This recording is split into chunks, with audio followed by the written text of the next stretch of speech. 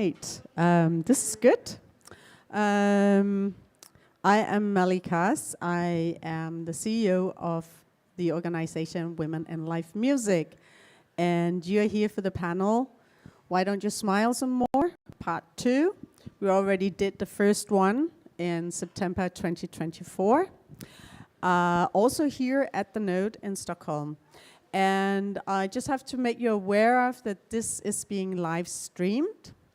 So if you want to say something, the dear audience here, thank you for coming, by the way, if I haven't said that already, you will have to speak into the microphone, because otherwise those who are watching online wouldn't be able to hear this, not see it, but hear it. Right, okay. Before I introduce this great panel, I'm going to make a really long introduction. So, because last time when we were here in 2024, we had just came out with a report called Well-Being of the Female Crew in Europe.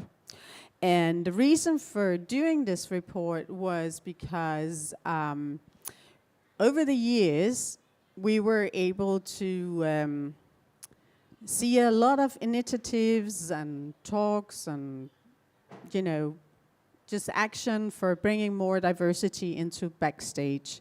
But we couldn't really see the change when we were out there touring or at festivals, etc.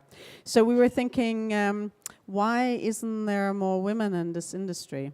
And just for the record, you know, diversity covers, of course, everyone who's not a white cis male in this industry.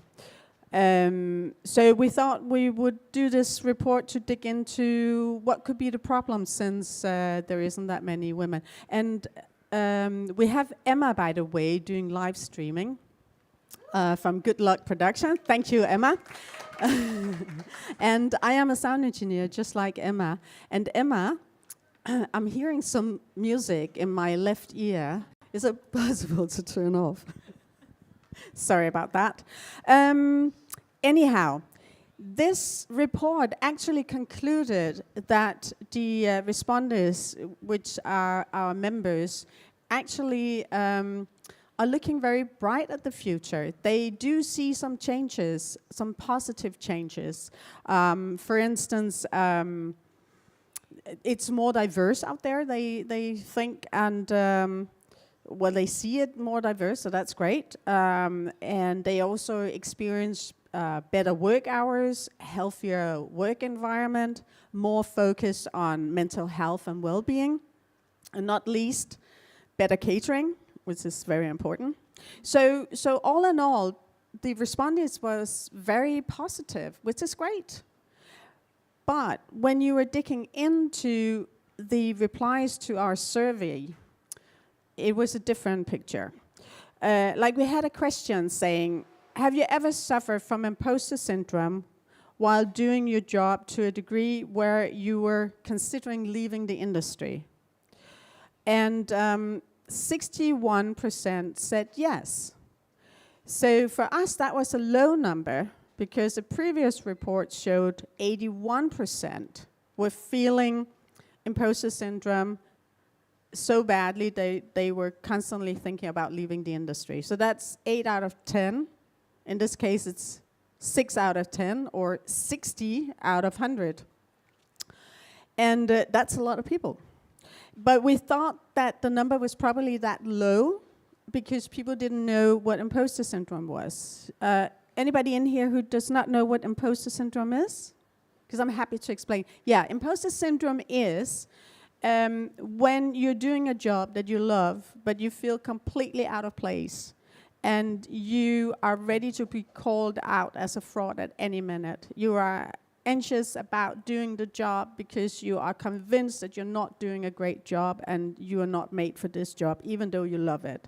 And a lot of people in the industry feel like that.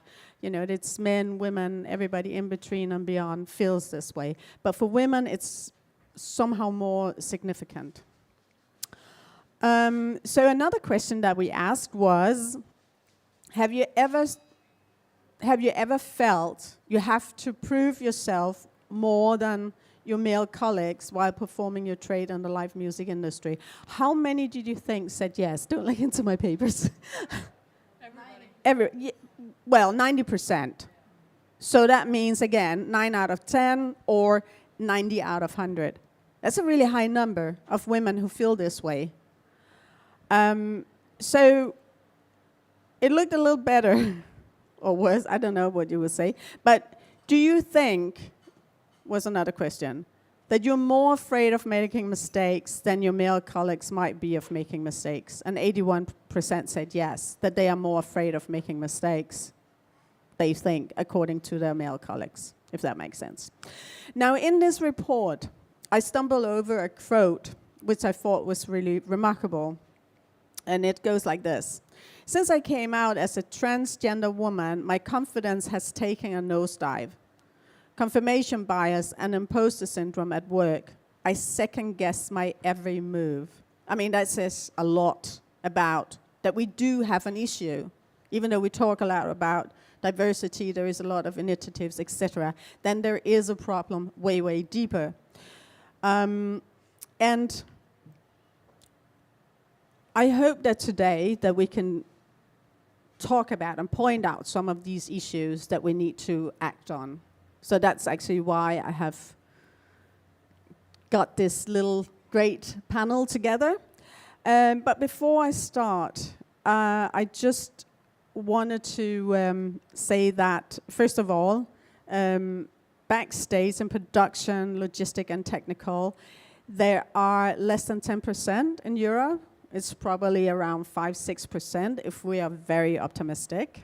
So that's some numbers to work on. Anyhow, this panel was called Why Don't You Smile Some More? And I actually asked ChatGPT today about it. And I can say that last time I did this panel, I also asked ChatGPT, and there was a whole different answer. Today, it's way more biased. Probably because of my last response. But it says, it came up with 6 reasons why people will ask you at a job, why don't you smile some more? And it's a man to a woman, mostly. I haven't experienced it the other way around. But anyhow, expectation is the first reason of emotional labor. Many men, often unconsciously, expect women to appear pleasant, approachable, and emotionally accommodating.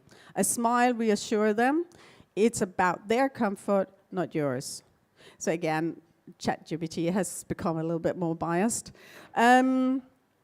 Second reason would be power and control. Telling someone to smile in a subtle way of asserting authority over their body and expression.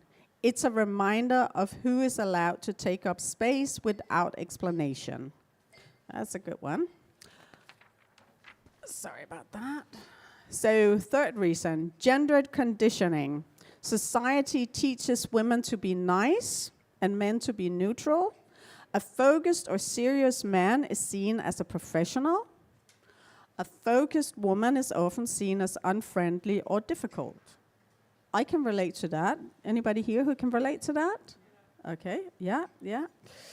Okay, sadly. Objectification. In some cases, it reduces a woman to how she looks rather than what she's doing. The smile becomes part of how she is expected to perform visually. I can also relate to that.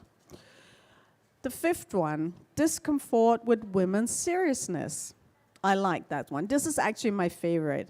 A woman concentrating, tired, assertive, or neutral can make some men uneasy, especially in male-dominated environments. Asking her to smile is an attempt to soften that presence. I like that one. Sixth, habit, not malice, but still harmful. Some men repeat the phrase without intent to offend because it's been normalized. Yep. That doesn't make it harmless. Impact matters more than intent. So why is it a problem to be asked to smile some more? Well, first of all, it interrupts professionalism. This is all ChatGPT still. It invalidates emotional reality. It places responsibility on women to manage others' comfort. It reinforces unequal power dynamics. Right.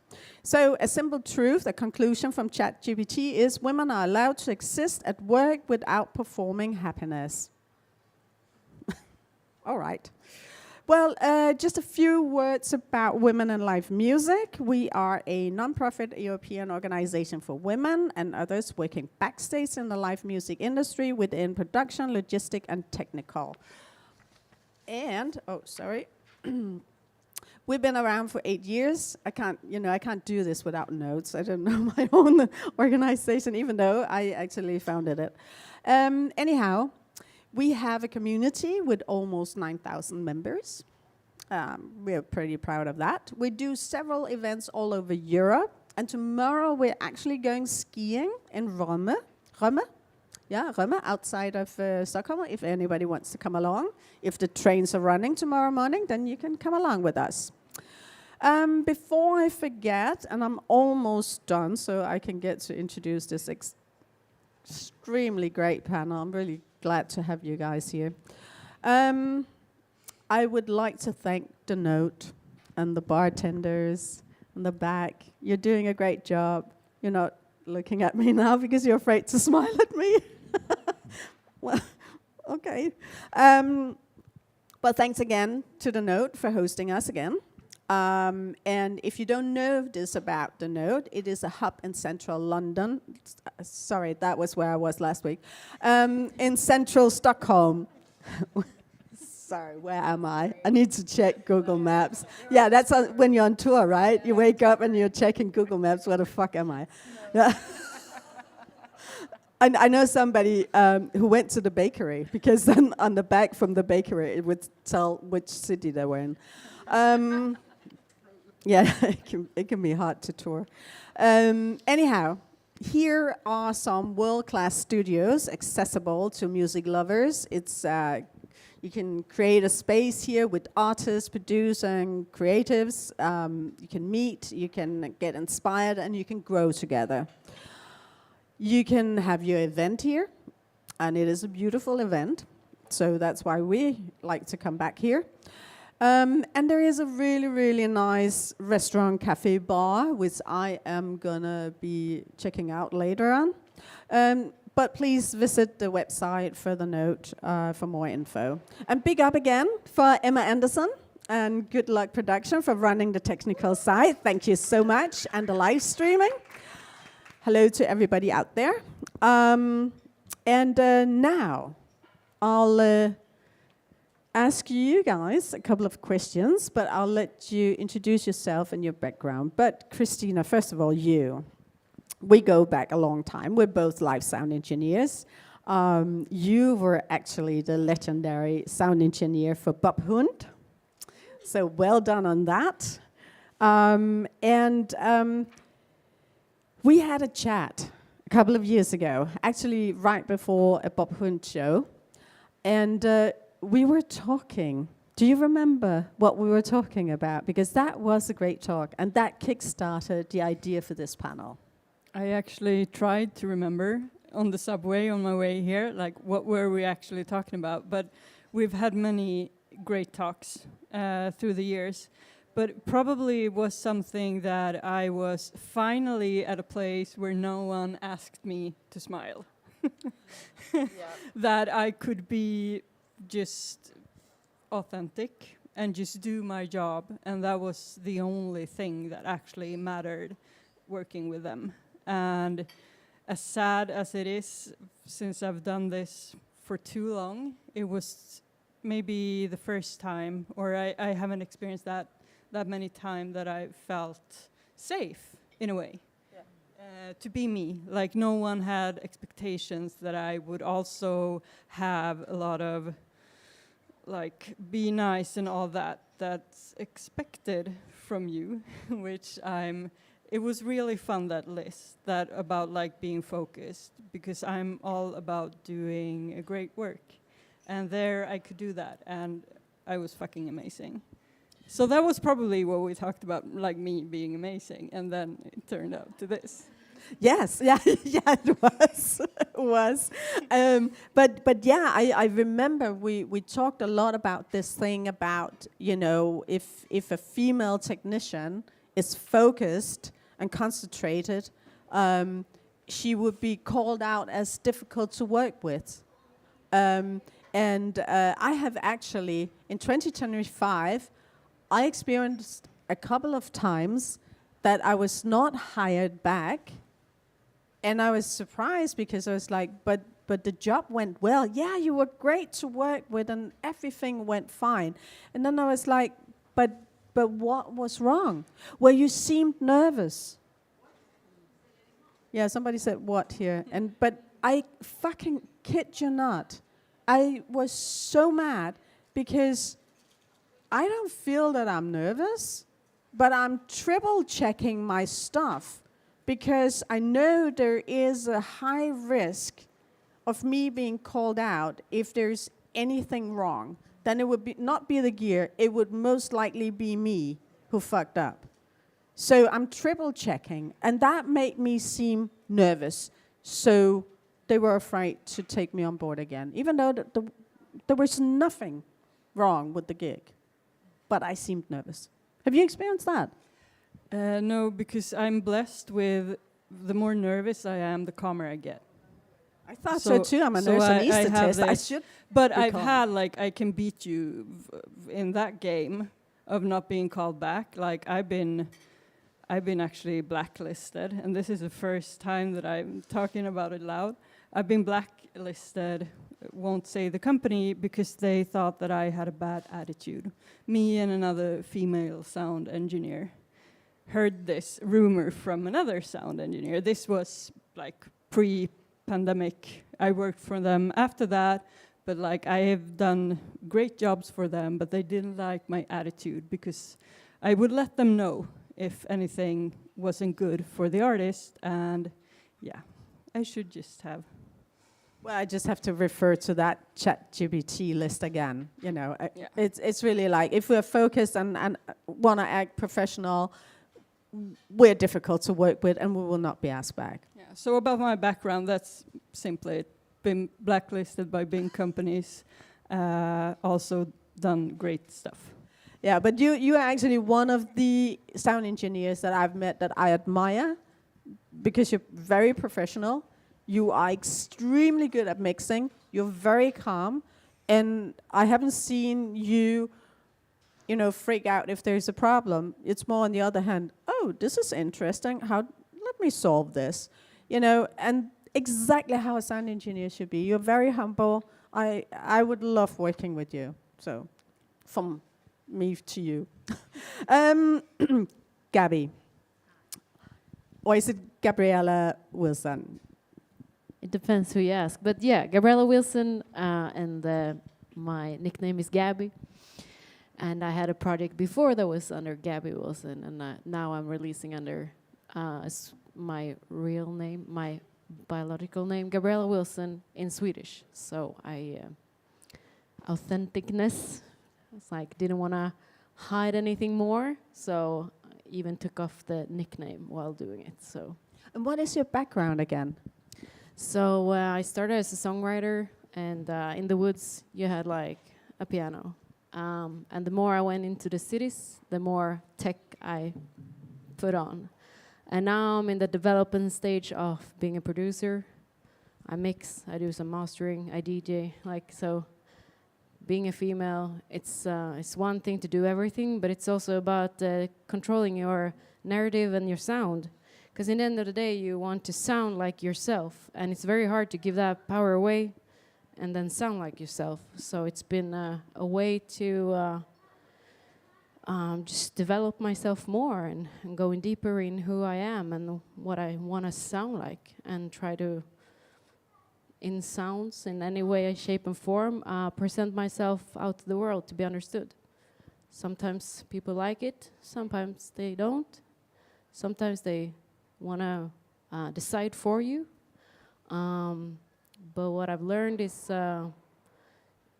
what's changed is that I never regret setting a boundary,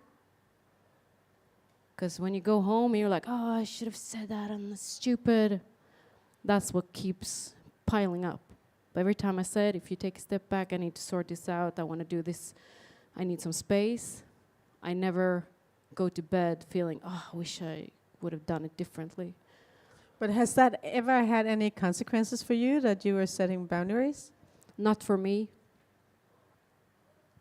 That's the difference, I would say. Because you will get pushback at all time, not just from men. You will get people trying to control you, throw narratives, twists and turns, and you can't really escape from that. But what I've learned is that when I set a boundary, at least I'm honest to myself. The more I do it, the better I feel, and the more authentic I can be. And it's not that I'm asking for like weird stuff. I'm just asking them to take a step back when I'm still working to finish my work before they start. For example, DJing, for example, it happened not too long ago. Someone wanted to go in and ask, like, not even introduce yourself and ask, how long do you, like, when are you finishing? Like, yeah, they're gonna put on their clothes and then they're gonna go. And he said, I'm gonna do it now in 5 minutes. And he started like touching my gears and stuff. And I feel like that would never really happen if I was a man DJing. So for me to allow that, like, that's one thing. But for me to say, hey, this is not okay, and you need to give me space. He still stood there, so he's not going away. But I can tell the difference, and I'm not intimidated anymore. And I think that's a really big thing, because that's what they want you. They want you to be scared. They want you to get confused and all these things. And I'm practicing on, like, just not be shocked when it happens. It doesn't mean that it doesn't take energy or hurt me, hurt my way of seeing life. But the boundary makes me at least keep going and feel like I decide in small micro ways where the boundary for the bigger picture will be laid. And I think the more we can do that, the more, I don't know, we saw it in Me Too. I mean, it starts somewhere to say it's enough. And I think it starts small with a lot of people doing it. And I don't mind smiling after that. Like, if I feel like it, you know? I don't hate him. I probably work with him sometimes. But I let the place know that that was not okay. I let the arranger that booked me know that is solved, because sometimes they want to help you afterwards, and I already solved it because I told them where I stand. But it takes energy, so preserving your energy, I think, for me, is the biggest thing I'm working on, to not get it into my space. Oh, I wish I had the guts to do that, because I actually fucked up a big show last summer. For exactly that same situation, I was at front of house at a big Norwegian festival, and I had the system engineer constantly talking to me while I was setting up my console. And I was so distracted, but I was so afraid to tell him I said it like 5 times, please don't talk to me because I need to concentrate. And he didn't respect it and kept talking. And I was too, I don't know, because of bad experience in the past, being like this difficult lady, I was really trying to be nice. So I wasn't able to stop him. And I did something in my mix. I completely fucked it up. I mean, we had a show, but it sounded awful, and I couldn't figure out why. It was like the last song that I figured out what kind of mistake I've made. And I was so angry, and still today, I was so bummed out that I ruined that show because I let somebody talk to me, and I was afraid to set boundaries. So yeah, we need to work on that, absolutely.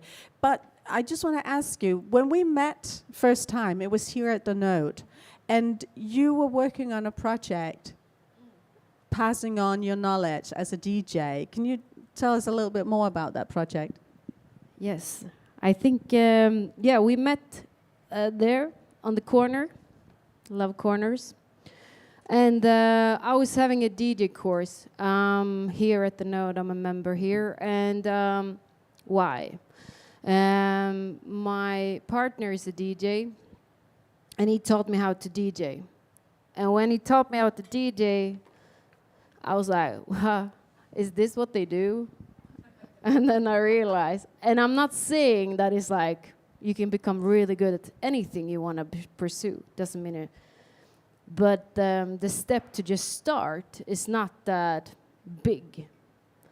But like that's also why I did music production, because it's the same thing. If people if you know chords, you know keys, then you know how an EQ works. If you know what the song is in what key, then you know how to EQ the song.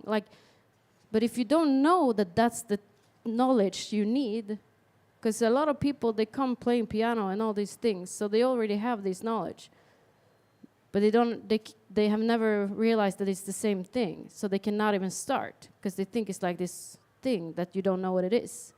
And that's why so I tested a thing, which was like they went to come, and first of all I was like, what would I want to pay to try something? I was like 800 kroners, ridiculous cheap for 5 times. Yeah, but I wanted to do it to give back because he taught me, and I wanted to give back to teach other people anything, just be in the same room. So we played 4 times, and the 5th times we played here at the Node.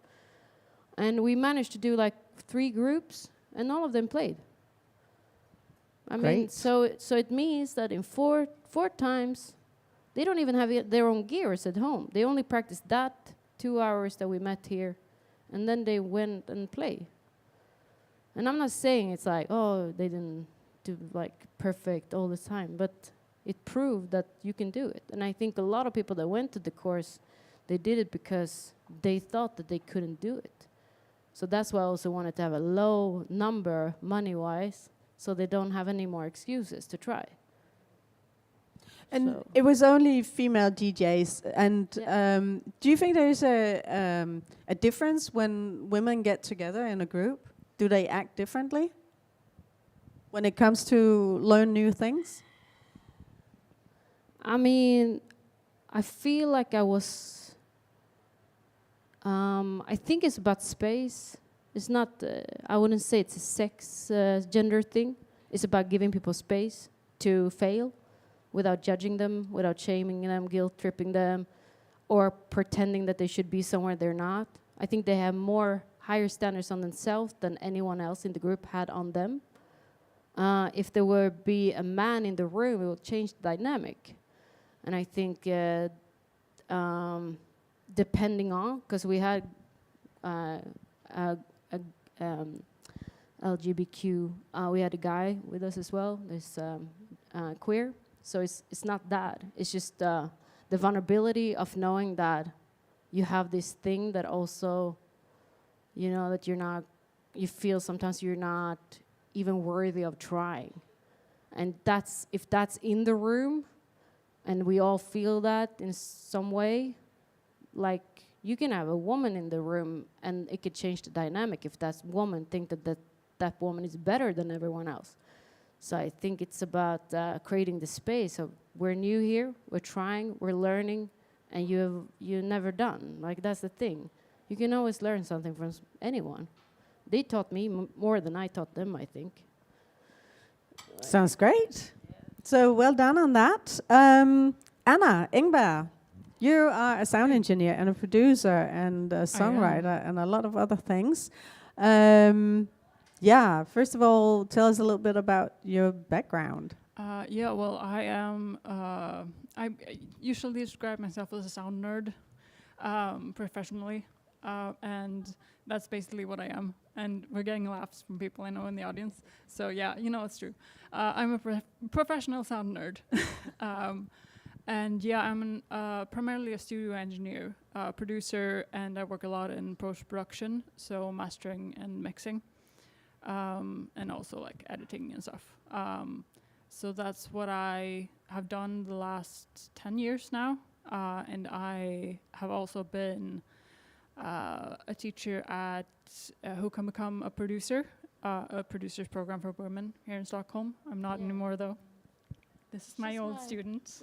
I didn't know that. Oh, I cool. would not sit here without Anna, like, to be honest. Oh, how cool is that?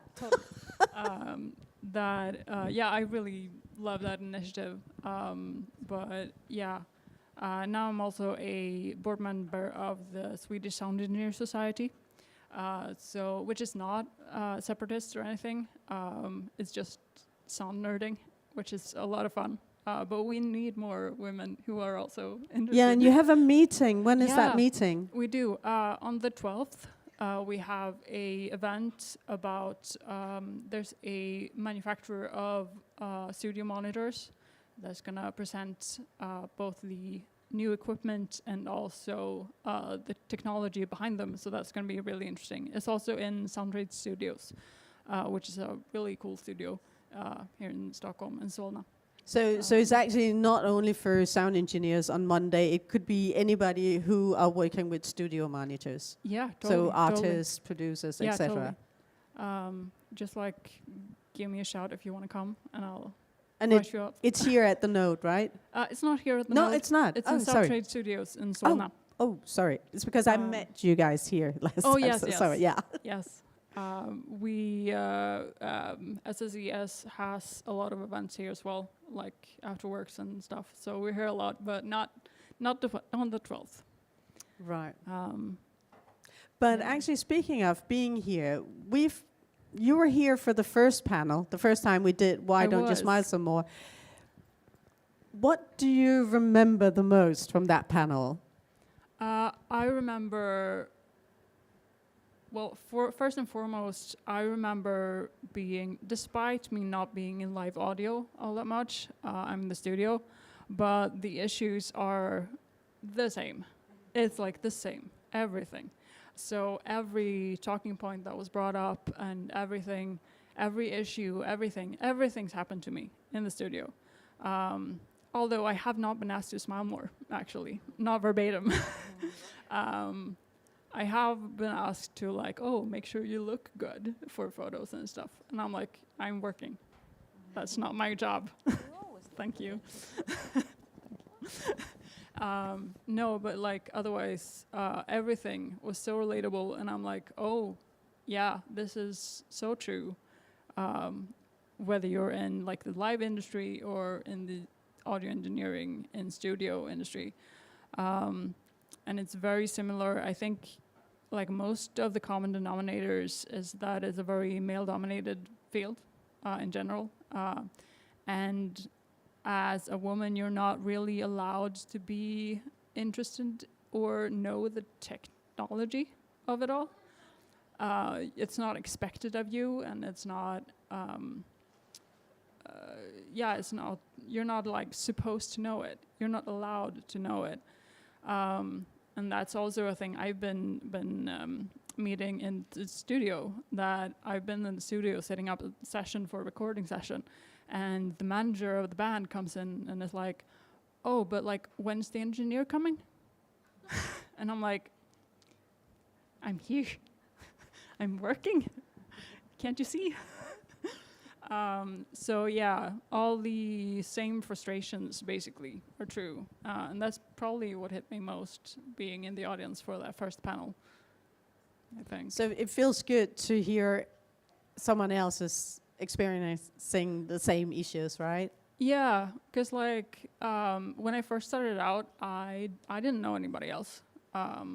Well, I knew male engineers and I knew a lot of other people, obviously, but I thought I was alone, and that's not a great feeling.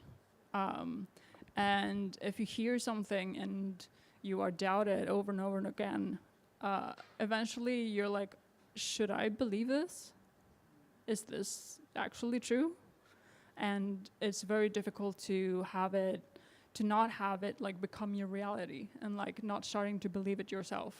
And in that regard, I'm very thankful that I got that there fairly quickly, actually, to a point where I knew a lot of other female and trans and non-binary engineers. And now, 10 years later, I'm like, I probably know more female trans engineers than I do male, actually, which is very cool and also very luxurious, and I'm very thankful for it. It's definitely a healthy sign, absolutely. Yeah, and like we are getting progress, we are. Because I remember when I took my bachelor in audio engineering, I was basically the only female around. I had one teacher for the first half of my degree, and then the receptionist, basically, which is, not great. And during my bachelor, we had this assignment where we were supposed to contact an active producer or engineer and interview them. So I did, with a male engineer, obviously. But now, these last like 5-6 years, people from other like educational institutions have contacted me, and they're complaining to be one of 6 women in the class, which like we're not there yet to like equality, but 6 is a lot better than none. So we're making progress. We are. Sounds great. So now over to Mia Tellström, who I've also known for years, and I've always been a big admirer of you and following you closely. I've been sparring with you. We've had some great talks. Am I right, though, that you are one of the founders of Keychange? I am not one of the founders, but the organization that I work for is. So my boss, my male boss, actually, is one of the founders of the project called Keychange, which is an equality in music project. So yeah, there are. Can you tell us a little bit more about Keychange? Do you know Keychange? Yeah, but there's some that don't. Yeah, we've been around for quite some time now. It was invented, sparked in 2015, like the idea.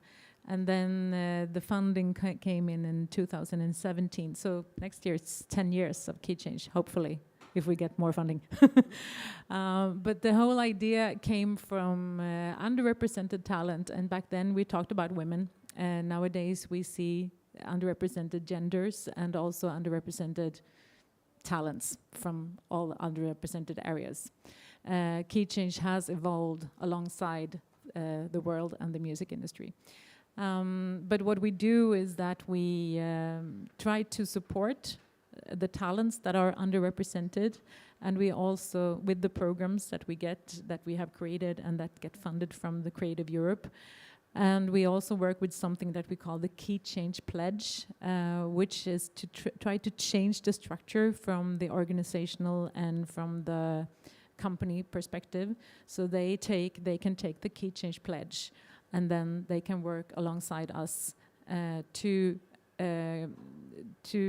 create a better workplace from within and get the support from the organization. Right, and what kind of elements would that be that you would bring Elements? in? Yeah, elements, or what kind of the good strategy? But the good thing with the Keychange Pledge is that the organization take a look at itself, because a lot of us want to do better, right? But it's so overwhelming and it's so big, and where's the starting point? So by taking the Keychange Pledge, you can have a discussion with the Keychange team, and then you can sign your own contract with yourself, the pledge. We are going to look at whatever it is that you think you need to start with. For example, more sound engineers. We need to find a better gender balance within our whatever, if you have a venue or something. So in 5 years, we're going to balance up this. And we are then also reporting back to Keychange with the numbers. So we hold ourselves accountable in our reporting. That is just one. I mean, the EBU has taken the Keychange Pledge. I'm not really sure what exactly they are, but probably it has to do with playlists and representing. So you can see. But I really like that element of the pledge, that you can create it for yourself, hold yourself accountable. But what I also like is that we can promote the talent that gets selected for the Keychange program. Now we have around 400 talents. We can promote this talent towards those who wants to make the change, because we have the talents that they want to hire in order to make things more balanced. Oh, great. It's like an ecosystem. Yeah, well, we always talk about the ecosystem in music industry, right? Yeah. And you also collaborate with tons of festivals out there, right? Throughout Europe. Yeah, in the first edition, we collaborated with 12 countries and 13 festivals actually, way out west here in Sweden, for example. But now this time we collaborate with 2 festivals, three actually. It's Tallinn Music Week in Estonia and Reeperbahn Festival in Germany and Oslo World in Oslo. Great.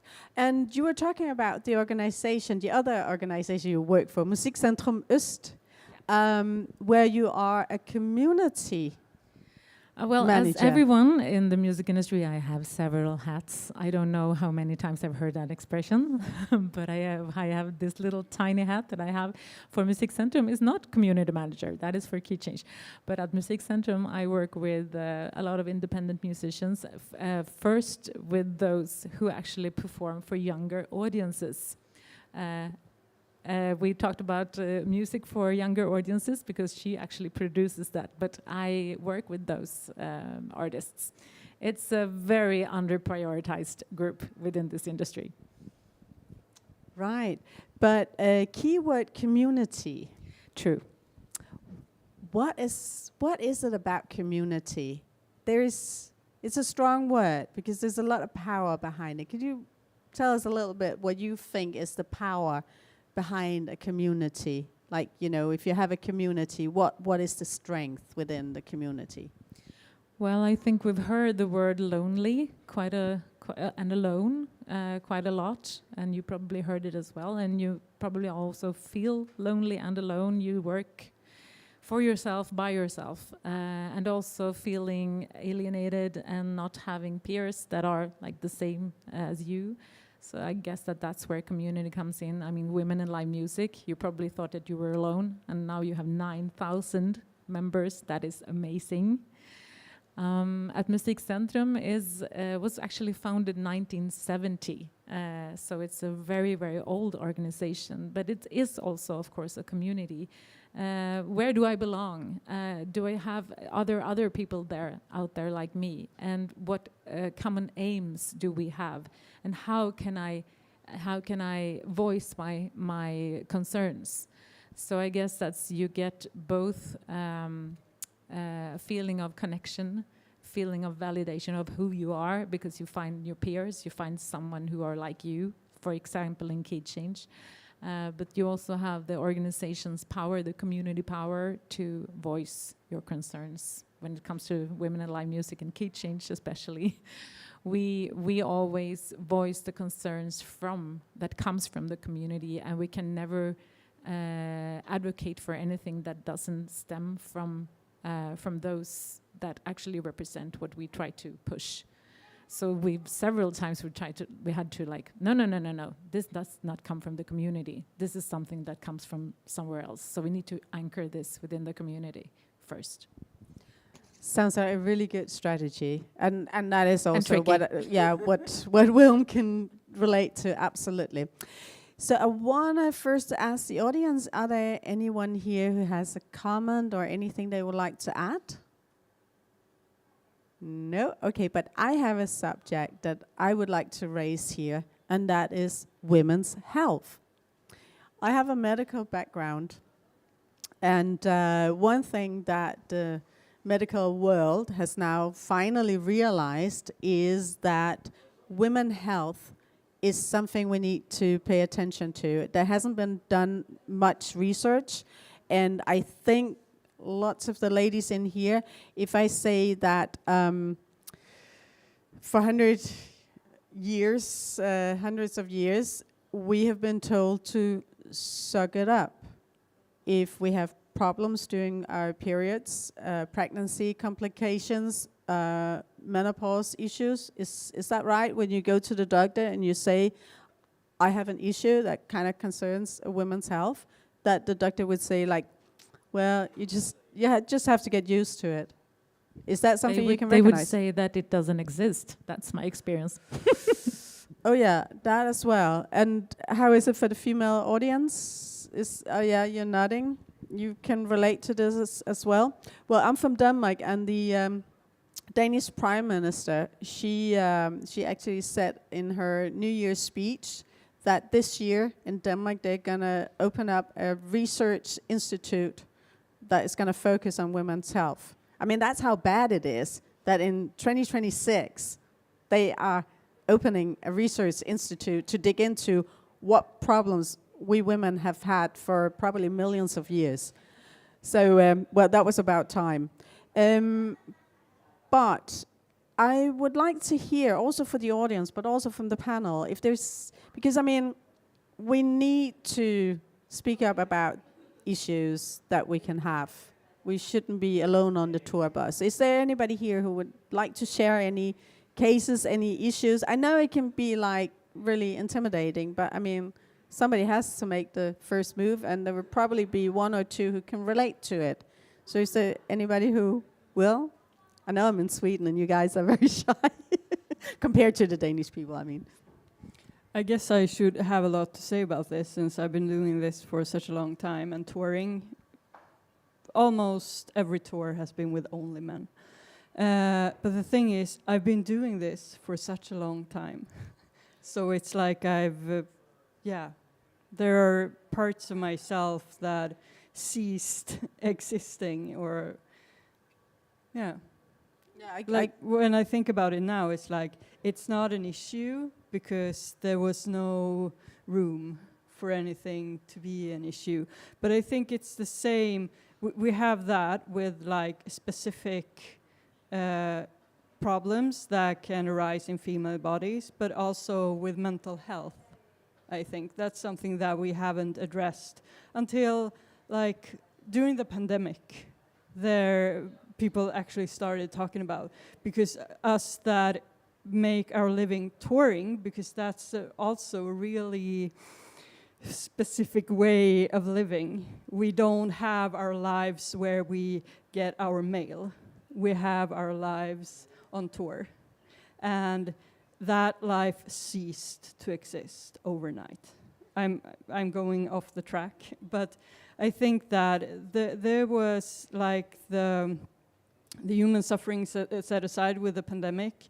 I think it's a great thing that we actually started talking about things, and probably is that also why like women health has gotten more space in the discussion. I think you're very right, because those couple of years where we were all at home, well, I wasn't, I was touring as a nurse, but the whole industry was at home, so it gave us a lot of time to think, and also to be forced to reach out and tell about how we were feeling. So I think that I'm raising the issue women's health, or the subject women's health. I don't think I would have done that actually if it wasn't because of the pandemic, but we have actually gotten used to speak up about there are some issues, we need to put them on the table and have a look at them. But I remember one story, and it's okay if you don't want to talk about it here. Throw anything at me. Okay, you are a mom. Yes. Remember you told me that story about the first time you were pregnant? And you... Oh! Yeah. Yeah, that's like my oldest is turning 19 in a month, so it's a while back. Yeah. Hard to remember. Yeah, that was kind of problematic. I had just gotten a new job at a theater, and gotten pregnant while waiting to start the job. And I was a bit nervous about this because there was a lot of competition for that job. And so I was like, I'm just going to say it the first day that I'm pregnant. It didn't show yet. So I went to my boss, and he was really this like old theater boss. And I went to him, and I was just so you know, I'm pregnant. And he I thought that he was gonna like yell at me. No, he bursted out and yelled while bursting out from the room. Yeah, his boss then told him that that was not okay. But that was, I don't think, I'm pretty sure that he wouldn't have gotten that reaction had I been a man. No, absolutely not. I mean, we actually did a report once about, you know, because we noticed over years that we saw women shying away from becoming pregnant because they were afraid of, you know, the industry's reaction to them being pregnant and having a baby. So they would either decide not to have kids or postpone it. And we saw also women who then did decide to go ahead having a child, that they were hiding their pregnancy up until they were like 7-8 months pregnant. Imagine that. I mean, that's something you would think was in the Middle Age, but no, that's in our industry and not too long ago and still exist. So we wrote a report about that. You can find on our website. Yeah, and that's also like a really big difference between Sweden and other parts of Europe or the US or other parts of the world, that it's so strange. Like when I started touring in Europe before the pandemic, I actually realized that in Sweden we're great at talking about equality, where we suck at doing equality. I Same mean, with Denmark. Yeah, you don't find almost any female live engineers at the level that you find in other countries. They're like the glass ceiling is rock hard. But we also don't get, because I've heard colleagues from other countries that when it started showing and they were on tour and they told the tour manager or whomever above them that they were pregnant, they were given the choice. Have an abortion or get off the tour. I've heard several of those cases. And Yeah. once again, I don't think you would ask a man for that. No, I'm really shocked about that. I only heard about like, well, then I guess we can't use you anymore, you know. Yeah, yeah. And I know you would say something about that, Mia, because you are a mom too, and we have someone here who, Marlene, do you want to?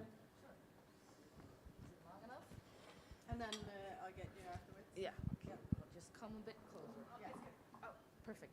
No, I just have a question, because some of you guys have more experience than I do, or you definitely do, like in terms of years.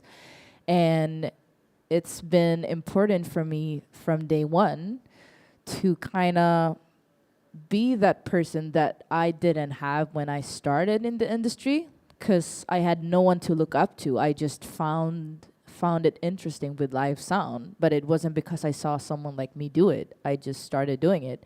And then I started to realize that, oh, it's different when I do it than when a male does it. And that's when I realized. I didn't realize that from the get-go. So I think my question is, it's starting to get hard for me sometimes. Like I'm starting to realize that in bigger productions that, oh, I may be different. Like, and I don't think this would happen to me if I were a male. And how do you keep staying in the industry? Because I actually left for a couple of years. It wasn't because of the injustice. It was more because I almost got burned out. But how do you keep staying in the industry when people suck? No, but you know, like how do you keep sane, and how do you keep fighting for what you believe in and just not stop doing what you believe in and not just kind of losing yourself just trying to stay in the industry? I'm not there yet, and I hope I never will get to that point, but I still feel like it's different for us now than what you guys went through for like 10, 15, 20 years ago. but I still don't want to find myself like carrying those stories of people treating me like shit and asking me to do an abortion. So, yeah. Yeah, the truth is, we both quit. Yeah, I actually left the industry for about 12 years. I left for Um, 10. Yeah, I was so exhausted from imposter syndrome.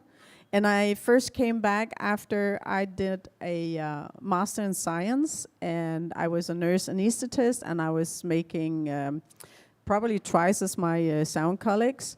And then I figured, if I can do this job, I can probably also mix. So then I got back to the industry, started mixing. Before that, I wasn't mixing because I thought I could never mix. But then I went back and I started mixing because that was my true passion, that was my dream. And now I'm just too old to give a fuck about what people thinks about me. Yeah.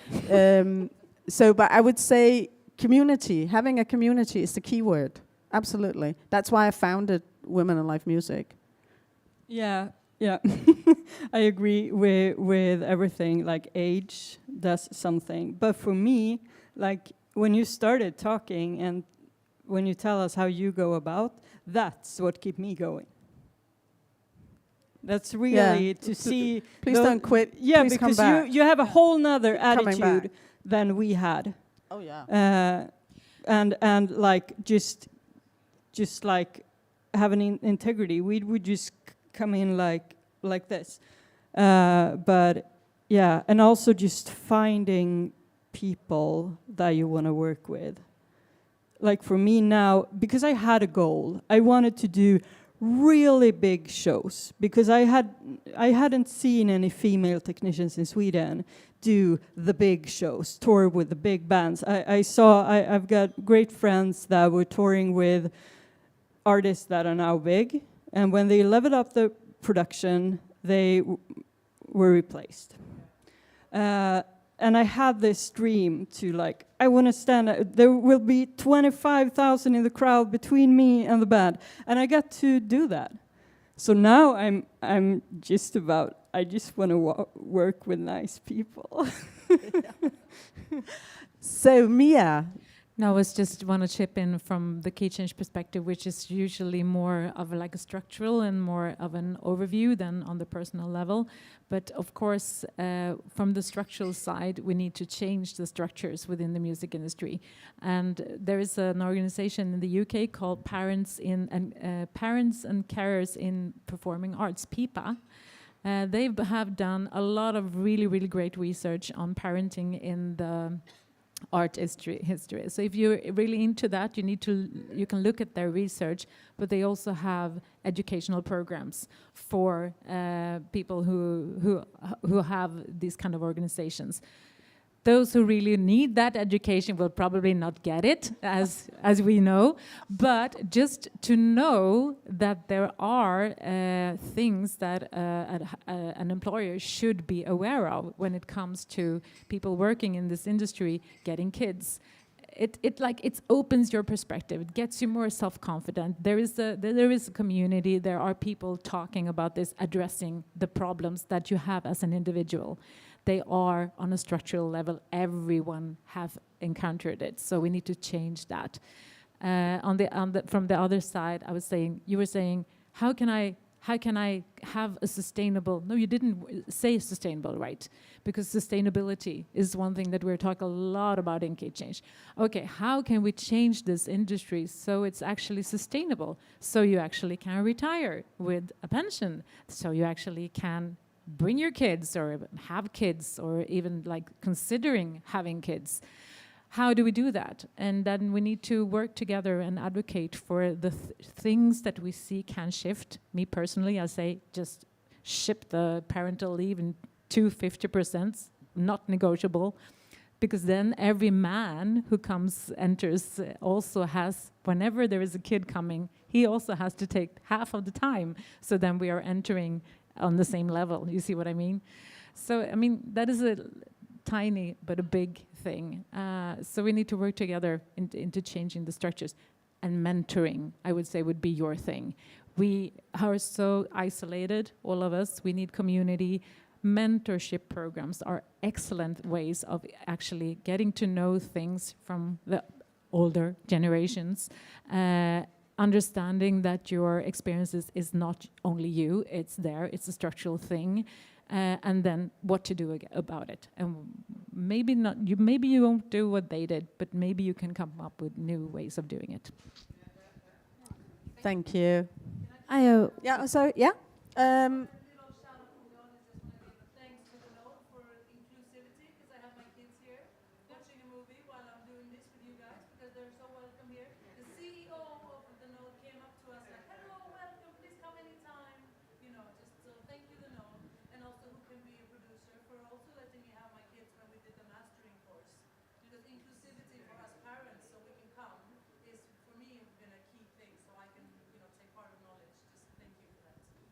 I was actually gonna say that because me and Joy went to the.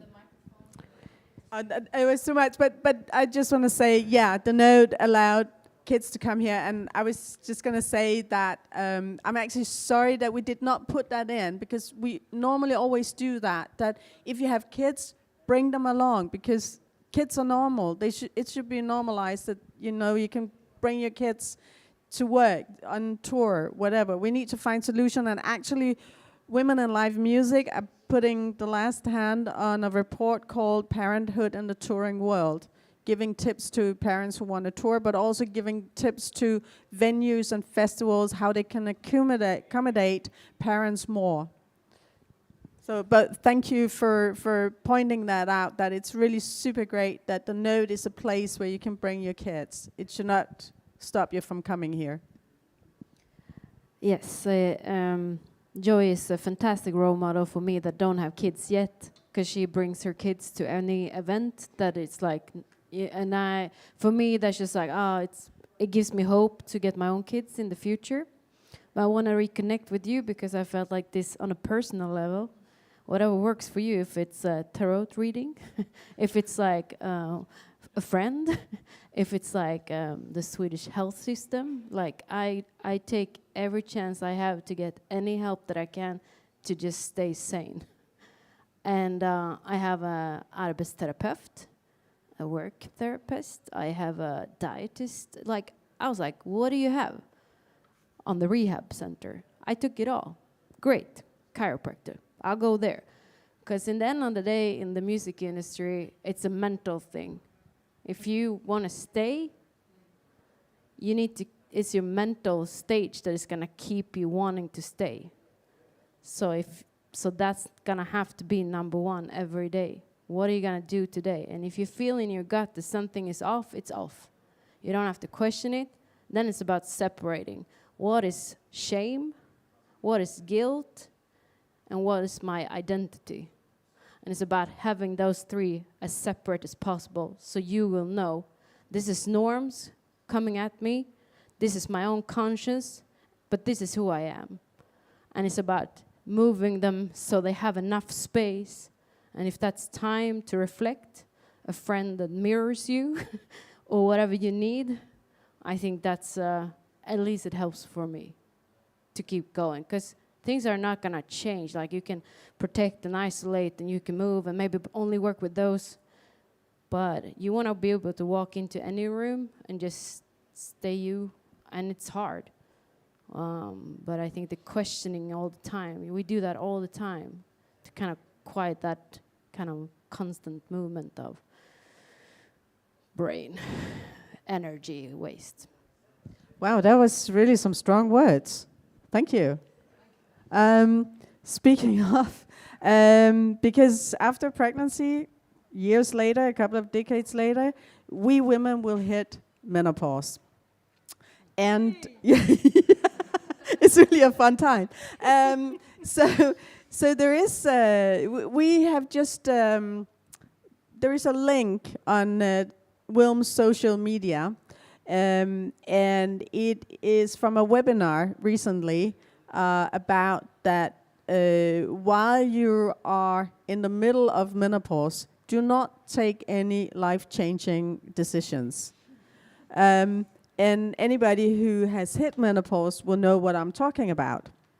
And I just want to say that the second part of that webinar is coming on January 16th.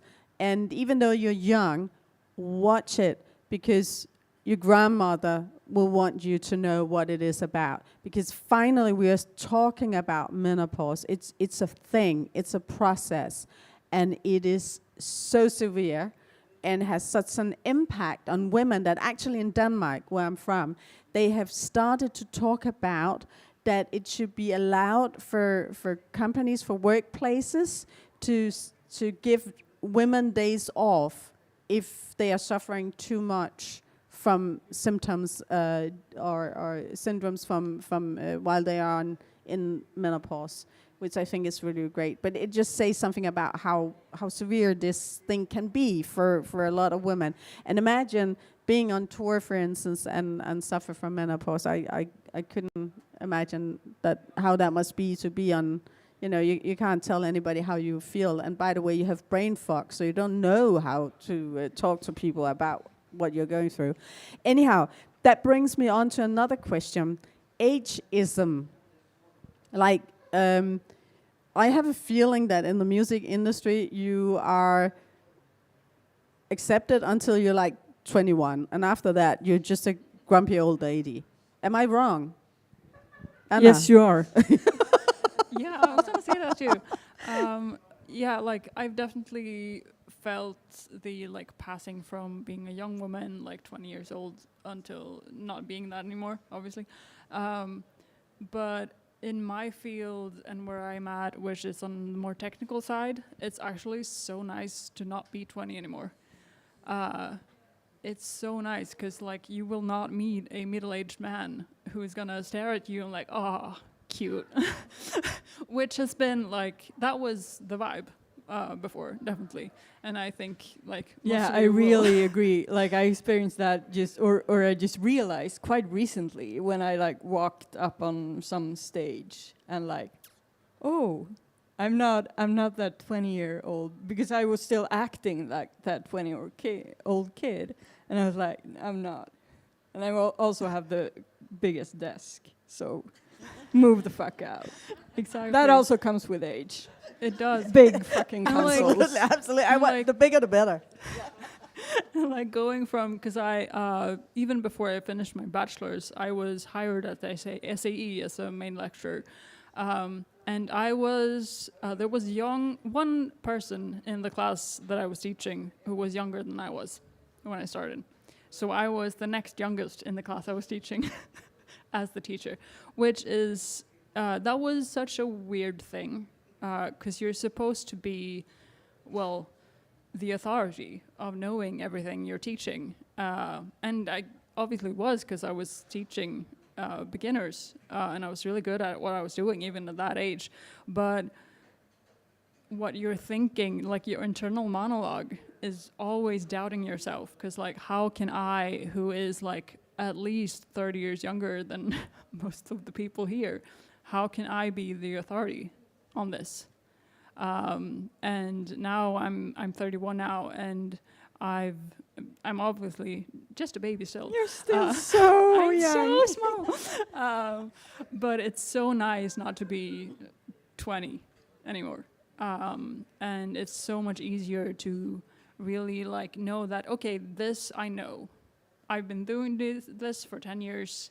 I've been doing this professionally, and I've been doing it well. And like the output that I had is great. And I have that in my backpack. And I have a lot of like accolades from both awards and also from past clients that have said like, oh my God, this work, it's so good. And like, I've heard that, so I know that. So when someone doubts me, which they do all the time, when they meet me for the first time, they're like, oh, I'm still just a baby. She might not know anything about anything. That's like, but I'm getting used to getting that from people. But I also know that like, okay, I know that I know what I can do. And I have that like confidence of knowing that. So for me, what I usually think nowadays is just like, okay, so they'll figure it out eventually. I don't have to do anything special. They're gonna figure out that I know what I'm doing. And if they don't, they probably don't know what they're doing. So Yeah, it's gonna be fine. that's some wise words. And I have a last question, but before that, Emma Anderson. Yeah, sorry, I didn't want it to disturb you. But thank you for running the technique today. And thank you again to the Note. And I hope the audience will afterwards stay around and mingle and network and buy some cool drinks at the bar by our really nice bartender, who's still not really looking at me. But anyhow, the opposite of smiling is crying. So did you know that there is now research out there, studies saying that crying is actually a sign of emotional intelligence, that problems are dealt with here and now. So I just want to ask you, have you ever cried at a gig?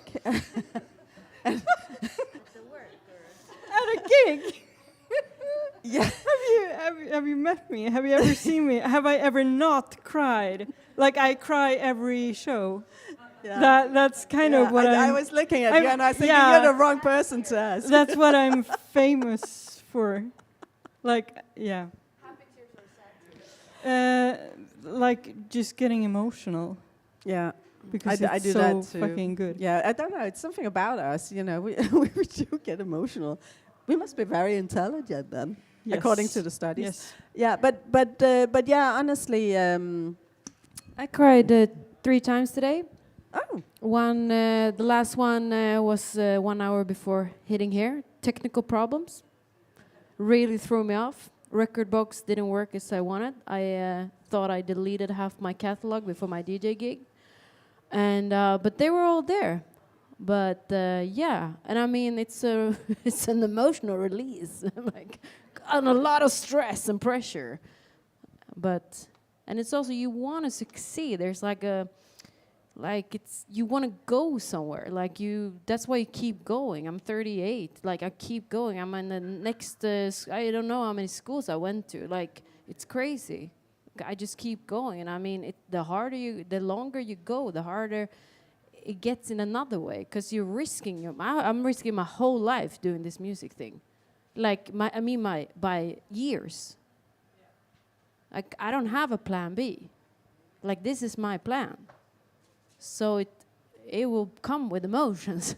yeah. I was just gonna say, 'Cause so I'm the doing pressure it. makes you more emotional and makes it closer for you to cry. And do you see it as a weakness? How do you handle it? Do you cry in front of colleagues? I work so much alone, but yeah, I cry in front of colleagues. It can be anything while we're mixing. Sometimes I go away and call my manager and cry and come back and cry and cry. Yeah, I cried. I think I cried throughout my whole album. But what I know, I think a lot of artists can relate to that. but I realized, because someone really good mixer taught me, and he said, if you don't get emotional doing what you do, like writing, how are you gonna affect someone else? And that's made me dig so deep when I wrote my songs. So I was like crying while writing. And because it hit me, and that's when I realized I started to go into like a place because it's with this pop culture, I just want to say, when I started DJing and went from like a little bit away from the Max Martin kind of thing happening in Sweden and going into DJing allowed me to be any age, any shape and form. Because in electronic music, community is key. You show up to each other's gig. Like my first gig, I had 6 established DJs, male, showing up to Bull Bar to watch me play. I didn't understand what that, like, well, what is this?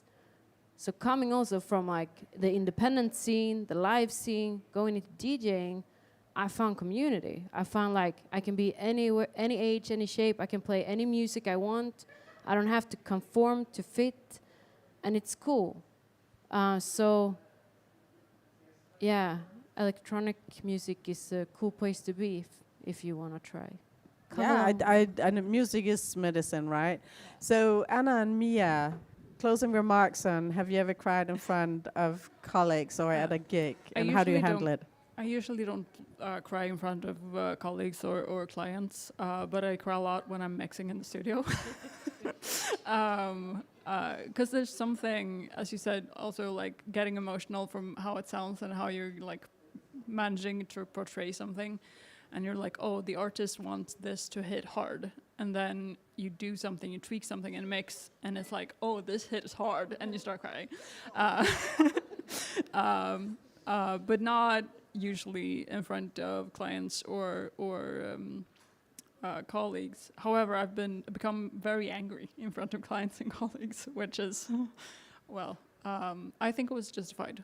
I think so, but no crying. What about you? A Keychanger once said that you don't know safe space until you have experienced it. And I thought that was so powerful. I was thinking when you sent that question, I was like, did I ever cry on a gig? And I was like, nah. And then I think, well, I cried before and after gigs. And whenever I have cried, it has been because my safe space have been violated. And usually because of people that I thought I was safe with, for some reason weren't safe anymore. That makes me like so, then I really cry. But unfortunately, I'm also a trained actress, so it has happened a lot that I've cried to lyrics where I'm like, I'm so deep into this, it's so emotional, I'm gonna cry, and I do. So that is embarrassing. But for an ending thing, I would actually say that I think that gender norms, I've talked to men for 25 years about this, that it's also very limiting for men, all these horrible gender norms that are out there. And one thing that I say is like, okay, but what about crying? Are you okay with not being like allowed to cry? Because don't you want to cry? Like, what is that you're not allowed to cry? Just cry. Due to the gender norm, at least in Sweden, the Swedish stereotype. In the 17th century, people cried all the time, especially men. So I would end this with say, why don't you cry a little more to men? Yeah, yoo-hoo! Thank you so much, Christina, Gabby, Anna, and Mia. Thank you a lot. Thank you to the audience.